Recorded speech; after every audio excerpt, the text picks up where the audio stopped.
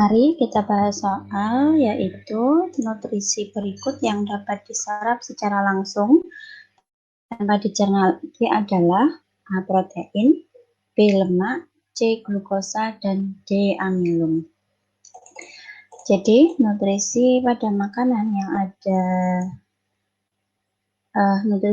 pada makanan itu ada yang bersifat langsung diserap oleh tubuh dan ada juga yang harus mengalami pemecahan dalam organ pencernaan kita. Untuk yang langsung diserap oleh tubuh antara lain yaitu vitamin, mineral, dan air, sedangkan yang melalui proses pencernaan harus dipecah dan kemudian diserap itu adalah karbohidrat, lemak, dan protein. Kenapa? Karena ketiga nutrisi ini wujudnya adalah makromolekul atau senyawa gitu ya. Nah, saya akan jelaskan bagaimana pemecahannya. Yang pertama adalah karbohidrat. Karbohidrat itu berdasarkan rantai C atau rantai karbonnya terbagi menjadi 3 jenis. Yang pertama kita sebut sebagai monosakarida. Ini adalah karbohidrat dengan 1 molekul gula. Mono berarti 1.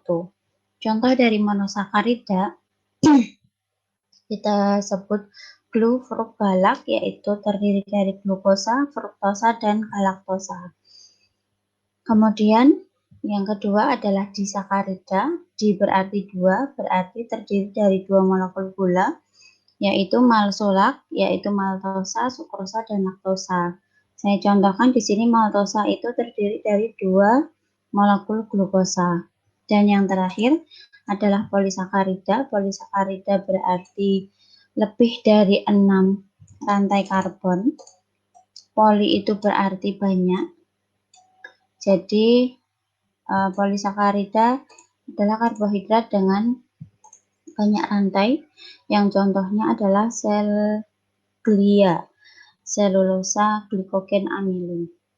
Bagaimana proses pencernaan pada karbohidrat? Nah, ini karbohidrat itu dicerna di mulut dan di usus halus. Nah, di mulut itu menggunakan enzim pektialin, di mana amilum wujud polisakarida akan dipecah menjadi maltosa disakarida. Kemudian nanti melewati lambung, kemudian ke usus halus, wujud dari disakarida itu akan dipecah menjadi wujud monosakarida. Saya contohkan adalah enzim maltase. Ini berfungsi untuk mengubah maltosa menjadi 2 molekul glukosa. Kaitan dengan ini ya. Nah, setelah berwujud monosakarida, baru gula dari karbohidrat ini akan diserap oleh usus penyerapan. Jadi seperti itu penyerapannya. Kemudian yang kedua adalah protein. Protein itu harus dipecah menjadi asam amino terlebih dahulu, baru dapat diserap oleh tubuh. Nah, bagaimana pemecahannya? Yaitu di lambung menggunakan enzim pepsin, itu berfungsi untuk mengubah protein menjadi pepton. Kemudian lanjut ke usus halus dengan enzim tripsin, itu nanti proteinnya akan diubah menjadi asam amino, dan asam amino ini akan baru diserap oleh usus penyerapan. Kemudian yang ketiga adalah lemak.